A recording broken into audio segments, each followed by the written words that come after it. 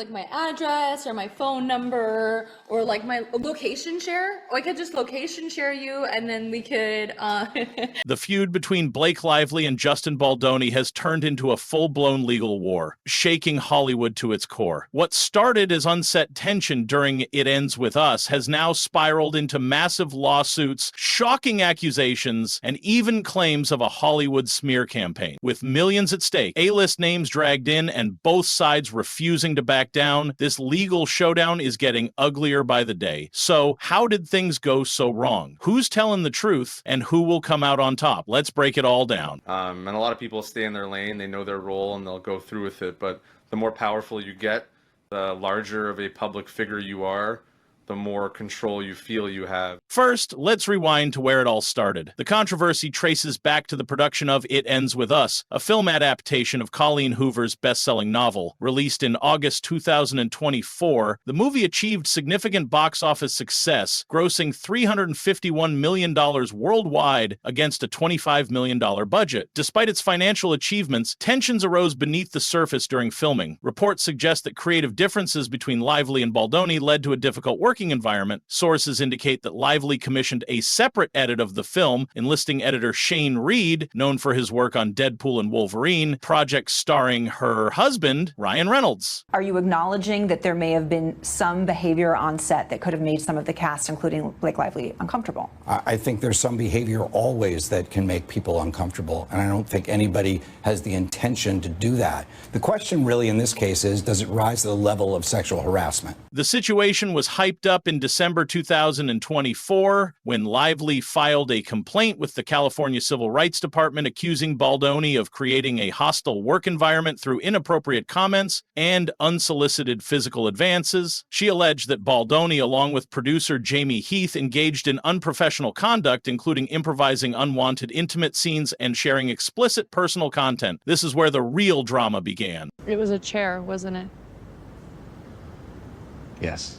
As the legal proceedings unfold, both parties have taken steps to defend their reputations. Baldoni has launched a website releasing private communications, aiming to counter Lively's claims and provide his perspective on the events. Meanwhile, Lively's legal team has introduced testimonies from other women on set who allegedly experienced similar discomfort, bolstering her case against Baldoni. The dispute has not only captivated the public, but also sparked discussions about workplace conduct in Hollywood, the complexities of on-set dynamics, and the challenges of navigating public opinion during legal battles. With a trial date set for March 2026, the entertainment industry watches closely as this high-stakes drama continues to unfold. In response, Baldoni filed a $400 million countersuit alleging defamation and civil extortion by Lively and her husband Ryan Reynolds. The controversy arose during the filming of It Ends With Us, a romantic drama directed by and starring Justin Baldoni, with Blake Lively as the lead actress. Actor-director Justin Baldoni is now suing his former co-star Blake Lively and her husband Ryan Reynolds. In December 2024, Lively filed a complaint with the California Civil Rights Department accusing Baldoni of creating a hostile work environment through inappropriate sexual comments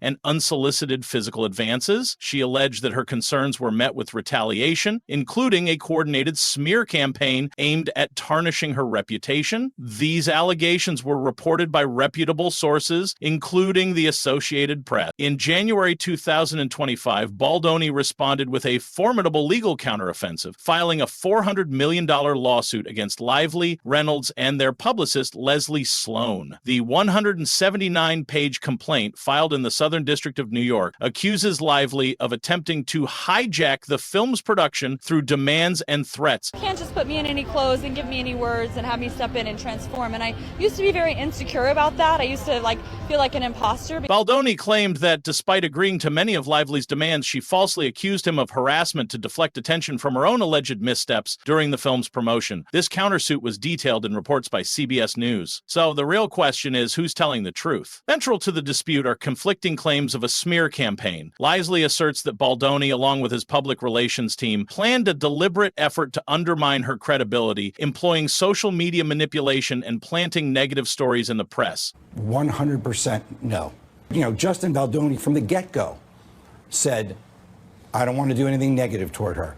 I don't want to hurt her. On the other end, Baldoni denies these allegations, arguing that any negative publicity Lively experienced was a consequence of her own actions and not due to any planned effort on his part. He maintains that Lively's accusations are a strategic move to gain control over the film's narrative and to shield herself from criticism. These opposing narratives have been explored in various media outlets, including Forbes. As the legal proceedings advance, both parties have presented evidence to support their claims, including text messages, emails, and behind-the-scenes footage. The trial, set for March 2026, promises to be a landmark case with significant implications for workplace conduct and defamation law in the entertainment industry. In an effort to counter Blake Lively's allegations of inappropriate behavior during the filming of It Ends With Us, Justin Baldoni's legal team released unedited on-set footage. This footage was intended to refute claims that Baldoni engaged in unscripted physical contact and created an uncomfortable working environment. However, Lively's legal team contends that the footage validates her allegations, suggesting that the interactions shown support her claims of misconduct. The dispute has further expanded to involve Blake Lively's husband, Ryan Reynolds. Baldoni's legal team alleges that Reynolds used his creative platform to mock Baldoni through the character Nice Pool in the film Deadpool and Wolverine. Nice Pool, portrayed by Reynolds, is characterized as a polite, pseudo-feminist variant of Deadpool, complete with a man bun, a hairstyle Baldoni is known for.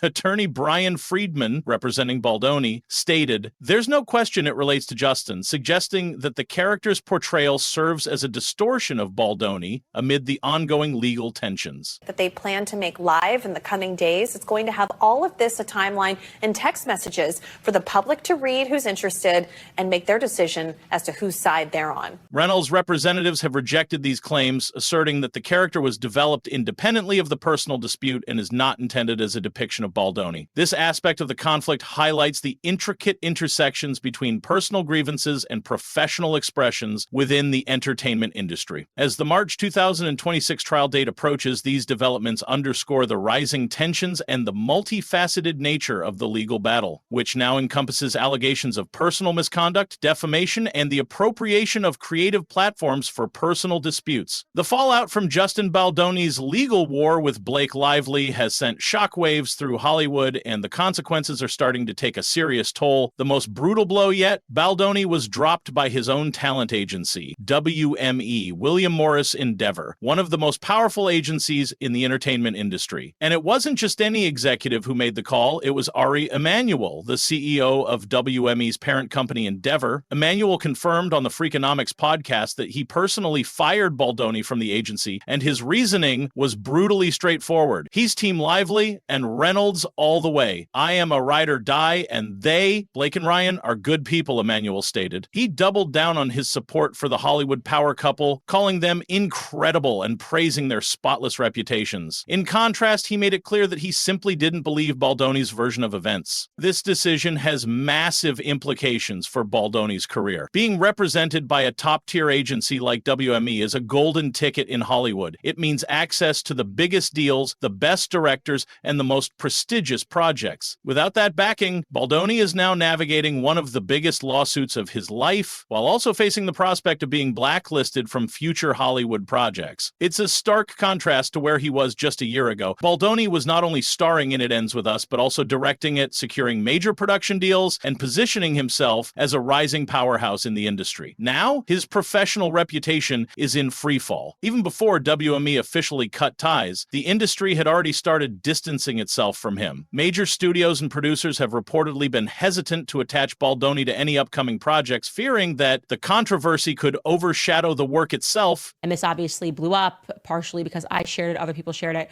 and now she has disappeared from the platform because it's made the news. People speaking about their experience with her, as many people have come out and spoken about their various experiences. This isn't just about legal trouble, it's about public perception. Hollywood thrives on relationships and reputation, and if an actor or director is seen as too controversial, studios will drop them in a heartbeat. The question now is Baldoni's career permanently damaged, or can he stage a comeback? With neither side willing to back down, this lawsuit is now heading toward one of the most high-profile Hollywood trials in years. A New York federal judge has officially set the trial date for March 9th, 2026, and both camps are already preparing for what's expected to be a brutal legal battle. Blake Lively's team has gone full scorched earth mode. They've subpoenaed 2.5 years worth of Baldoni's phone records, along with those of his publicists and crisis PR firm. Their goal? To prove that Baldoni's team orchestrated a smear campaign against her using media manipulation and online narratives. If they can show evidence of coordinated attacks, it could massively strengthen her case. Yeah, I think that was part of what really triggered Ryan about Justin was doing a lot of work to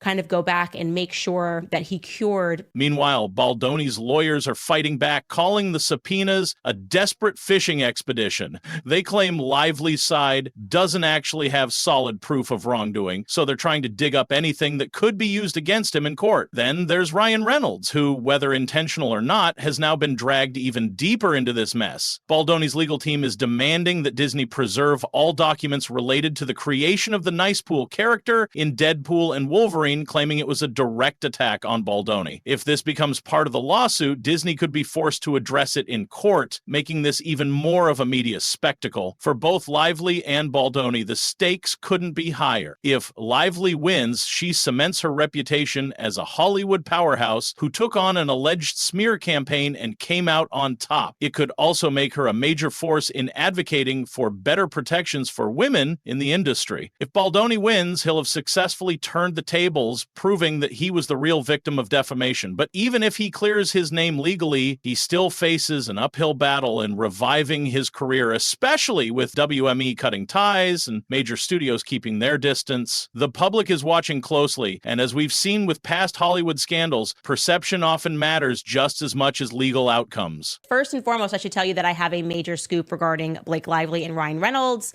So, what do you think? Is Baldoni truly guilty of orchestrating a smear campaign? Or is he being unfairly pushed out of Hollywood? And will this trial change how Hollywood handles behind-the-scenes disputes? Let us know in the comments, and don't forget to subscribe for more updates. This drama is far from over.